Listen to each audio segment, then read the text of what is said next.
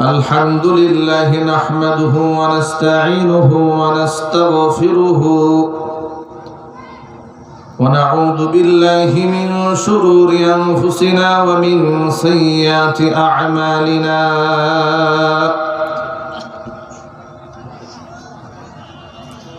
من يهده الله فلا مضل له ومن يضلله فلا هادي له ونشهد أن لا إله إلا الله وحده لا شريك له ونشهد أن سيدنا ونبينا وحبيبنا وشفيعنا ومولانا محمدا عبده ورسوله الذي أرسله بالحق بشيرا ونذيرا وداعيا إلى الله بإذنه وسراجا منيرا أما بعد فأعوذ بالله من الشيطان الرجيم بسم الله الرحمن الرحيم إن الله وملائكته يصلون على النبي يا أيها الذين آمنوا صلوا عليه وسلموا تسليما اللهم صل على محمد وعلى آل محمد كما صليت على إبراهيم وعلى آل إبراهيم إنك حميد مجيد اللهم بارك على محمد وعلى آل محمد كما باركت على إبراهيم وعلى آل إبراهيم إنك حميد مجيد ঐতিহ্যবাহী গাজীপুর জেলার অন্তর্গত চান্দরা দেওয়ানপাড়া মদিনাতুল উলুম মাদ্রাসার উদ্যোগে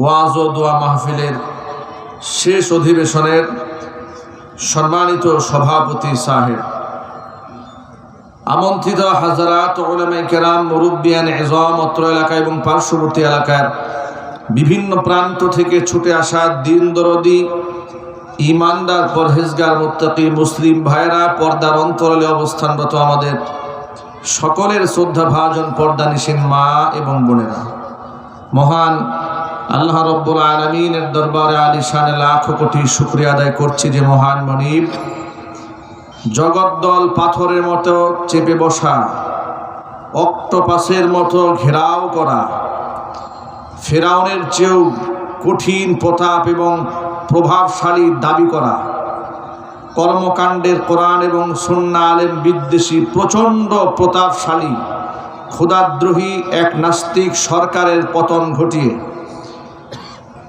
কোরআন এবং সুন্নাহ থেকে স্বাধীন মন প্রাণ নিয়ে কথা বলার মতো পরিবেশ করে মুক্ত মঞ্চে হাজার মানুষের সামনে মাইক ওপেন করে দিয়ে রাত গভীর রাতে মাইক ছেড়ে দিয়ে ডান বাম না তাকিয়ে আল্লাহর সন্তুষ্টি কল্পে খোলা মনে কোরআন সুন্নাহ থেকে আলোচনা করার শোনার যে সুন্দর পরিবেশ আল্লাহ করে দিয়েছেন আমাদেরকে, সে মহান মনিবের প্রতি আপনারা খুশি না বেজার? কম না বেশি? উচ্ছ্বসিত কণ্ঠে খুশি মনে মন প্রাণ উজাড় করে আল্লাহ পাকের শেখানো ভাষায় শুকরিয়া আদায় করছি।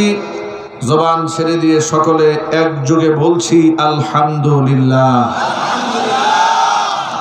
রব্বানা লাকাল হামদ হামদান কাসীরা তাইয়িবান মুবারাকান ফীহি রব্বানা লাকাল হামদু কামা ইয়ানবাগি লিজালালি ওয়াজহিকা ওয়া আযীমি সুলতানিকা। আল্লাহ রাব্বুল আলামিন আজকের ওয়াজ মাহফিলকে কবুল করুন। আমিন। চান্দরা দেওয়ানপাড়া মদিনাতুল উলুম মাদ্রাসাকে আল্লাহ তাআলা কিয়ামত পর্যন্ত কবুল করুন। আমিন। মাদ্রাসার সমস্ত হাজাত আল্লাহ পাক তার গায়বে খাজানা থেকে মিটিয়ে দিন। আমিন। অক্লান্ত পরিশ্রম করে এই জান্নাতের বাগান যারা সাজিয়েছেন, দূরদরাজ থেকে শোনার জন্য যারা এসেছেন, আজকের মাহফিলের ওসিলা করে আল্লাহ তাআলা সকলকে পরিপূর্ণ হেদায়েত নসিব করুন। অত্র এলাকার সমস্ত মুর্দেগানের কবর আযাব আল্লাহ তাআলা কিয়ামত পর্যন্ত বন্ধ করে দিন।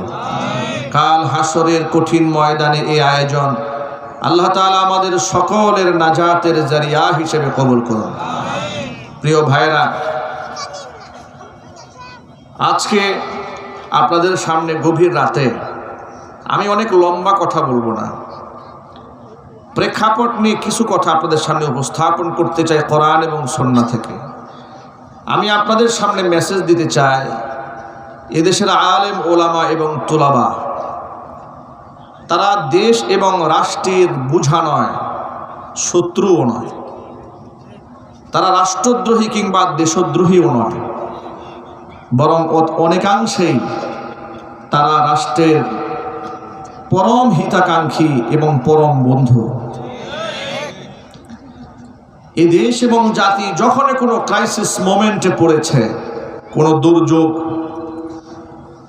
দেশ এবং জাতি যে কোনো শত্রু দ্বারা আক্রান্ত হয়েছে, সে আক্রমণটা হয় বৈশ্বিক আক্রমণ হোক কিংবা প্রাকৃতিক দুর্যোগ হোক, সকল কিছুতেই এদেশের ওলামারা এবং তুলাবারা জনগণের পাশে, মানুষের পাশে থাকার ক্ষেত্রে প্রথম সারিতে ভূমিকা রেখেছে। রাষ্ট্রের সবচেয়ে কম সুবিধা ভোগ করে রাষ্ট্রকে সবচেয়ে বেশি সার্ভিস দ্বারা দিচ্ছে তারা হচ্ছে এই দেশের ওলামারা। একজন ব্যক্তি ডাক্তার যখন হয়, শুধু নিজের পকেটের টাকাই খরচ হয় না, রাষ্ট্র একজন ডাক্তার বানাতে গিয়ে রাষ্ট্রের কোষাগার থেকে অজস্র টাকা তাদের জন্য বরাদ্দ করে। কথা বলেন? একজন ইঞ্জিনিয়ার যখন সে শেষ করে, বুয়েট থেকে যখন পাশ করে, তার পেছনে রাষ্ট্রের অজস্র টাকা বরাদ্দ থাকে। এরপরে ডাক্তার হওয়ার পরে তো জাতিকে তিনি সেবা দেন। একজন খেলোয়াড় যখন বিদেশে পারফর্ম করেন, যদি সেখানে তারা কোনো ভালো পারফরমেন্স দেখাতে পারেন, যদি কোনো ট্রফিকে জয় করতে পারেন, দেশের সুনাম হয়, সুখ্যাতি হয়। কিন্তু এমন একজন প্লেয়ার তৈরি করতে রাষ্ট্রের অনেক টাকা ব্যয় করতে হয়।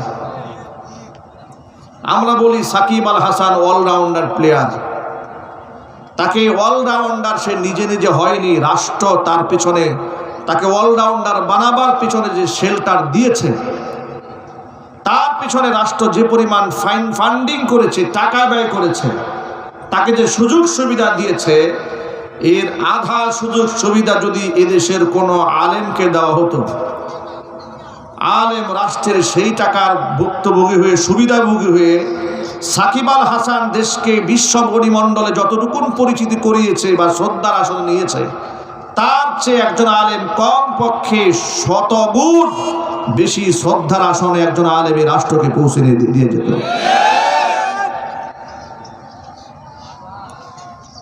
এ রাষ্ট্রে আলেমরা সব সময় বৈষম্যের শিকার হয়েছে।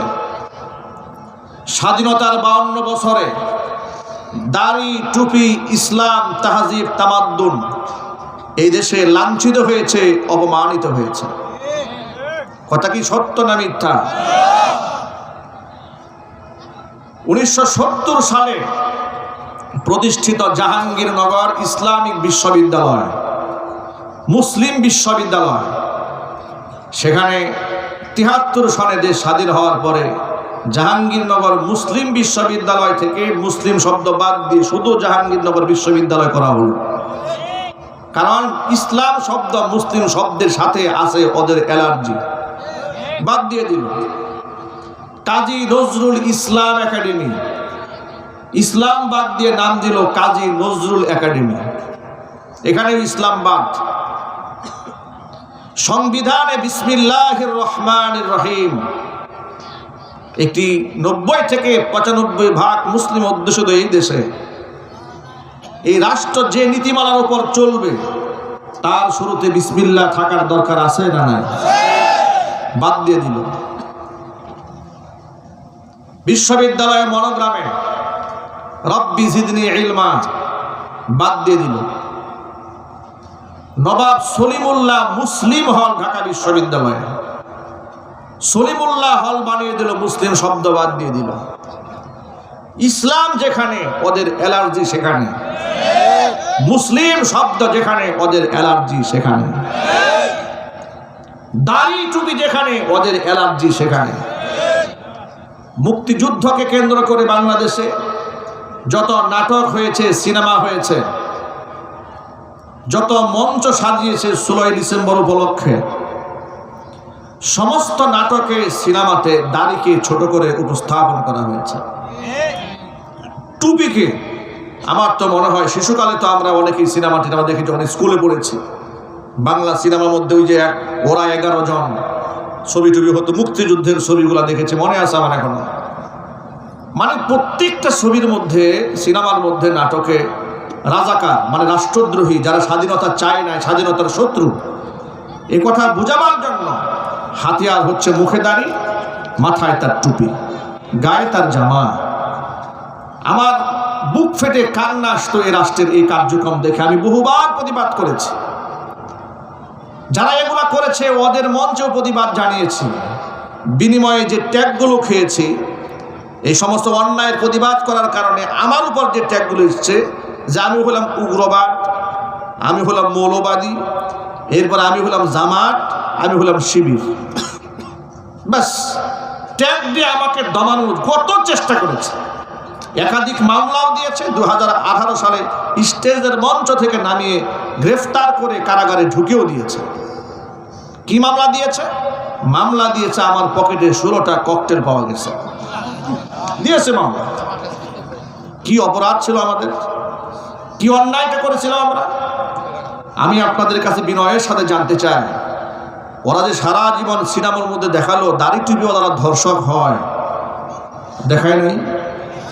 একটু কথা বলেন না আপনারা, দেখায় নাই? এখন আপনারা বলেন, দেশ স্বাধীন হওয়ার আগে দাড়ি টুপিওয়ালারা যেমন ছিল, স্বাধীনতার সময় ছিল, আজও বাংলাদেশে দাড়ি এবং টুপিওয়ালারা আছে না নাই? প্রশ্ন হলো, বিশ্ববিদ্যালয়ের ধর্ষণের সেঞ্চুরি দাড়িওয়ালারা করে না দাড়ি ছাড়ারা করে? তো তোমরা নাটকে দাড়িওয়ালাদেরকে ধর্ষক দেখাও কেন?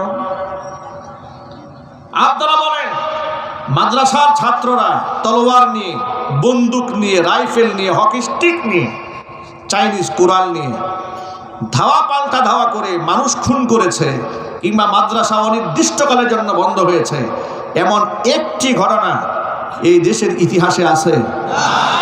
জোরাওয়াজে বলেন। এরপরেও তারা বানিয়েছে যে কওমি মাদ্রাসা হচ্ছে জঙ্গি তৈরির কারখানা।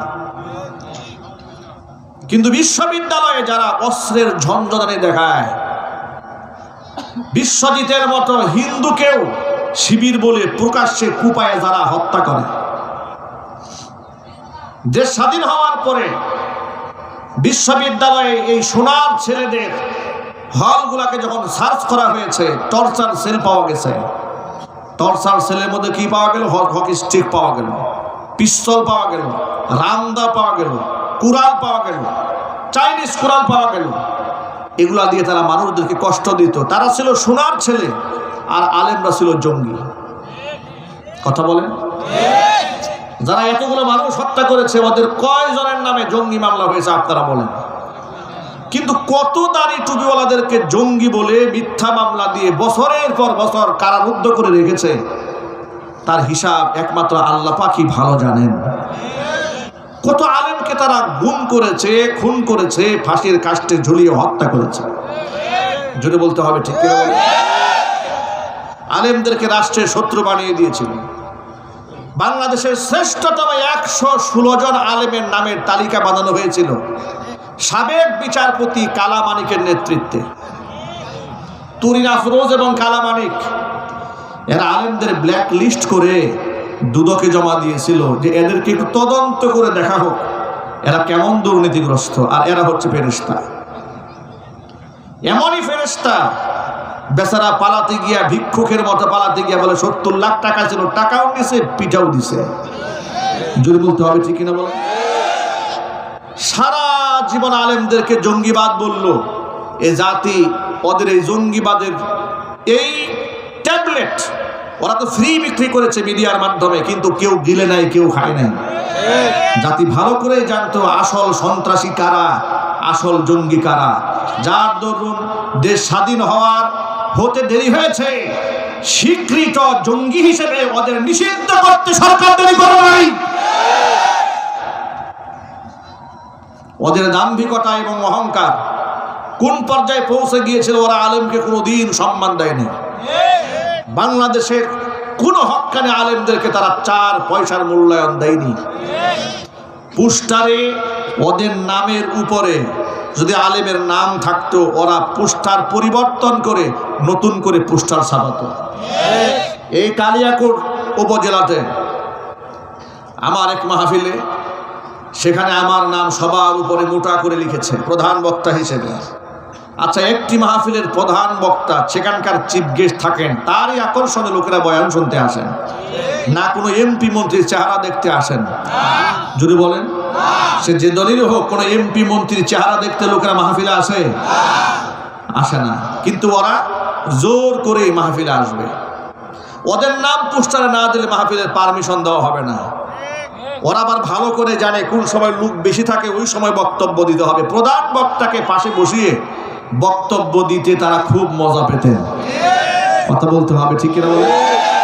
আমার মাহফিল কর্তৃপক্ষ আমাকে ফোন করে বললেন, হুজুর ঝামেলা একটা হয়েছে। কি হয়েছে? আপনার নাম তো সবার উপরে দিয়েছি, মন্ত্রী বাহাদুরের নাম দিয়েছে আপনার নিচে। ওর চেলা চামুন্ডারা আসছে, এসে বলছে পোস্টার চেঞ্জ করতে হবে, না হয় মাহফিল বন্ধ। কেন? মন্ত্রীর নাম কেন হুজুরের নামের নিচে? হুজুরের নাম নিচে নামাও, মন্ত্রীর নাম উপরে উঠাও। আহারে কি চরিত্র এদের, দেখেছেন আপনারা? কি আখলাকওয়ালা, কি চরিত্রওয়ালা। আর সেই মন্ত্রীর ব্যাপারে কয়েকদিন আগে সিনেমার এক নায়িকা ইউটিউবার সাংবাদিকদেরকে বলছে, উনি লন্ডন থেকে আমাকে ভিডিও কল দিয়েছে, ভিডিও কল দিয়ে সরাসরি প্রেমের প্রস্তাব দিয়েছে। যাদের চরিত্রের কোনো বালাই নাই, আলেমদের নামের উপর নাম থাকার জন্য লালায়িত কত। আল্লাহ রাব্বুল আলামিন আলেমদের শান মান বাড়িয়েছেন, লাঞ্ছনা গঞ্জনা ওদের কাদের উপরে এমন ভাবে চাপিয়ে দিয়েছেন। আল্লাহ রাব্বুল আলামিন এমন অপমানিত ওদেরকে করেছেন, জাতির সামনে মুখ দেখাবার মতো কোনো সাহস ওদের নাই। আলেমদেরকে তারা রাষ্ট্রের শত্রু বানিয়ে দিয়েছিল। প্রিয় ভাইয়েরা আমার, আল্লাহর কোরআন থেকে শোনায় আপনাদেরকে। আল্লাহ পাক বলছেন, ইয়ারফাইল্লাহুল্লাযীনা আমানু মিনকুম ওয়াল্লাযীনা উতুল ইলমা দারাজাত। নিশ্চয় যারা ঈমানদার তাদের সম্মান আমি আল্লাহ বৃদ্ধি করে দেব। ওয়াল্লাযীনা উতুল ইলমা দারাজাত, যাদেরকে ইলম দান করা হয়েছে আলেমদের সম্মান আমি আল্লাহ তাআলা উপরে উঠিয়ে দেব। আল্লাহ কি মিথ্যা ওয়াদা করেন?